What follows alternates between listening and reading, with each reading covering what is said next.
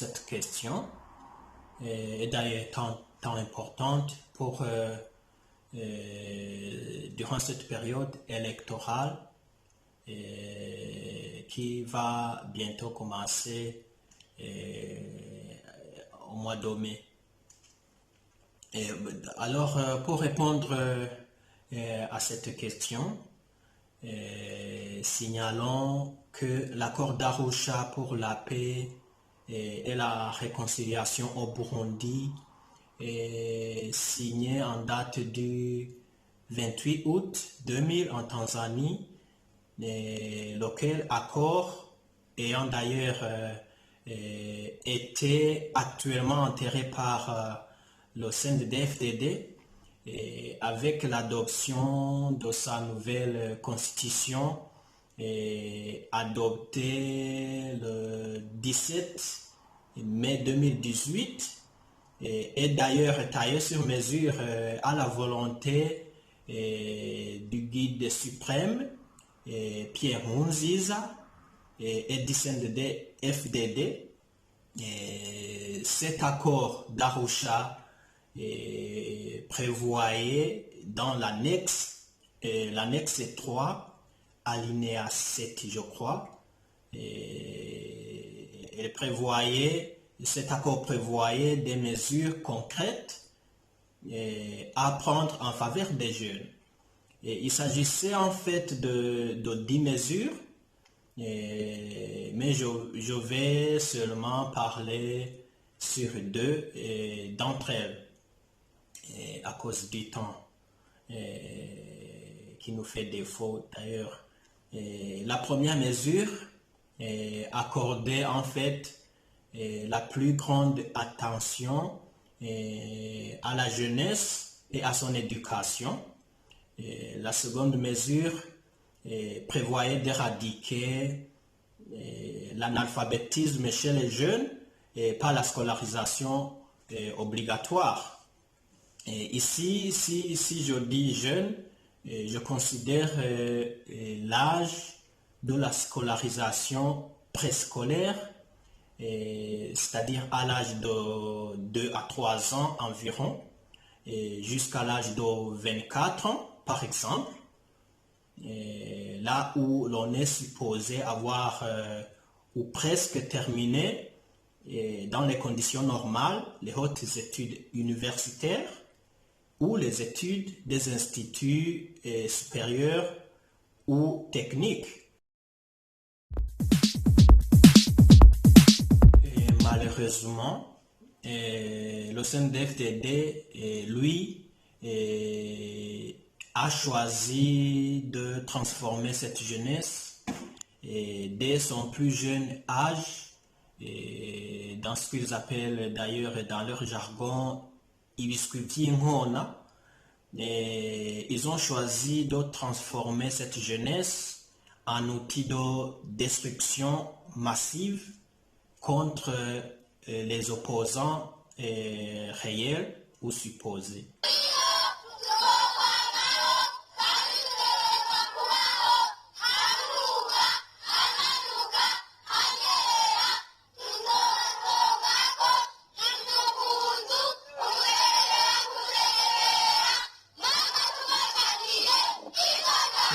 Le CNDD-FDD accorde d'ailleurs très peu d'importance à l'éducation de la jeunesse burundaise. Je m'explique.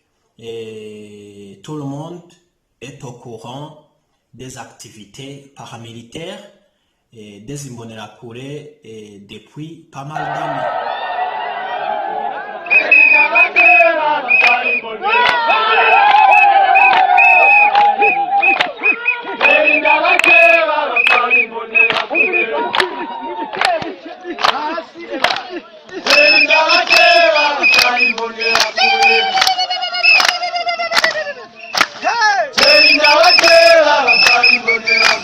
Ça l'arrange que cette jeunesse soit militarisée et massivement transformée en milice pour facilement la contrôler et la dicter par des injonctions et ordres de style militaire.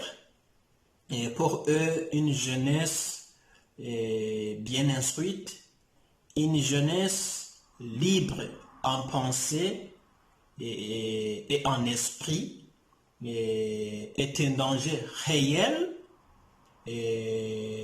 au plan machiavélique du CNDD-FDD de se maintenir éternellement au pouvoir sans que personne n'ait le droit ou la possibilité de s'y opposer.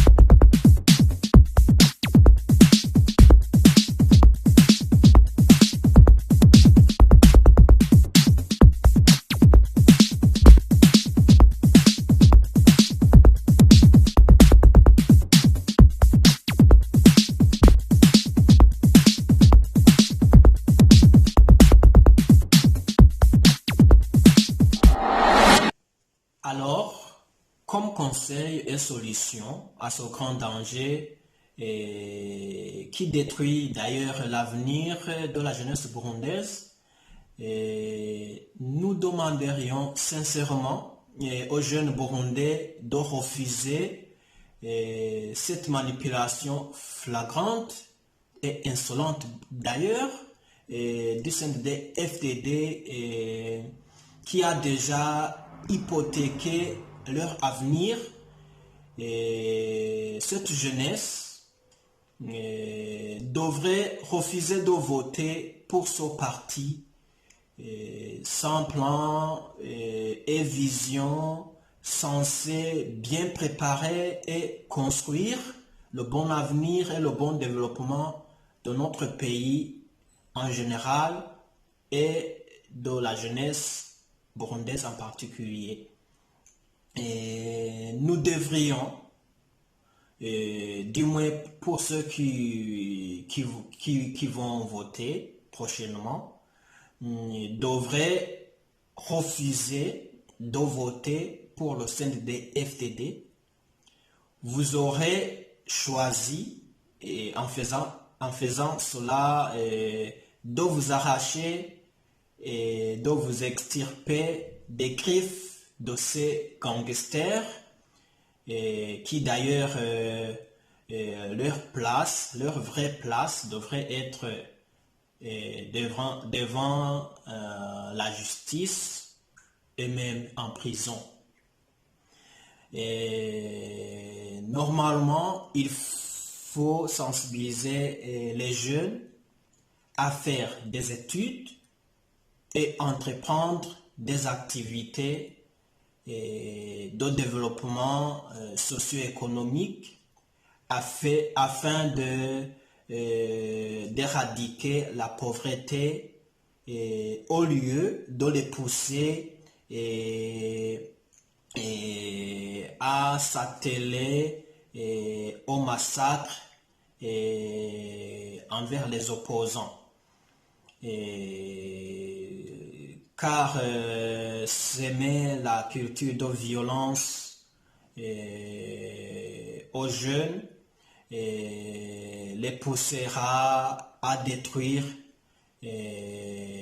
progressivement leur pays à s'autodétruire eux-mêmes aussi et à maintenir le pays dans des conditions de conflits cycliques interminables. Le régime politique qui n'a d'autres arguments que s'aimer la haine et la violence, ce régime normalement doit être éradiqué pour toujours dans notre pays.